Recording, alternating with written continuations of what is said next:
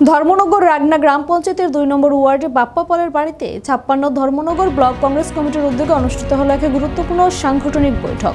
আসন্ন ২০২৮ ত্রিপুরা বিধানসভা নির্বাচনকে কেন্দ্র করে রাজ্য জুড়ে কংগ্রেস সংগঠনকে আরও শক্তিশালী করার লক্ষ্যে এদিনের বৈঠকে উঠে আসে একাধিক কর্ম পরিকল্পনা ও রাজনৈতিক দিক নির্দেশ।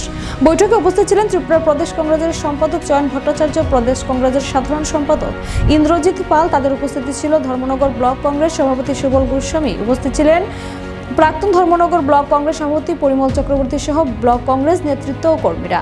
ব্যাখ্যা জেলার প্রতিটি বুথ স্তরকে মজবুত করাই এখন প্রধান লক্ষ্য। ইন্দ্রজিৎ পাল জানান, ২০২৮ বিধানসভা নির্বাচনকে মাথায় রেখে প্রতিটি ব্লক ও গ্রামাঞ্চলে ধারাবাহিক সাংগঠনিক কর্মসূচি নেওয়া হচ্ছে।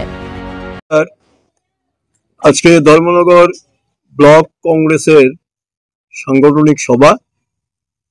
এই সভায় আমরা আমাদের ধর্মনগরের বিভিন্ন বুথ এলাকার প্রতিনিধিগণ উপস্থিত হয়েছেন এই সভাকে সফল করার জন্য এবং ধর্মনগর বিধানসভার যে সার্বিক অবস্থা প্রশাসনিক দিক থেকে এবং রাজ্য প্রশাসনের যে স্বৈরাচারিতা, পাশাপাশি রাজ্যের অবস্থার সঙ্গে ধর্মনগরে যে প্রশাসনিক বিশৃঙ্খলা, মানুষের অভাব অভিযোগ, সর্বোপরি রাস্তাঘাটের যে পরিস্থিতি, চলাচলের অনুপযোগী পরিশ্রুত পানীয় জলের অভাব, ভাতা বন্ধ হয়ে গেছে, অনেক মানুষের কেটে দেওয়া হয়েছে, রেগার কাজ থেকে মানুষকে বঞ্চিত করা হচ্ছে,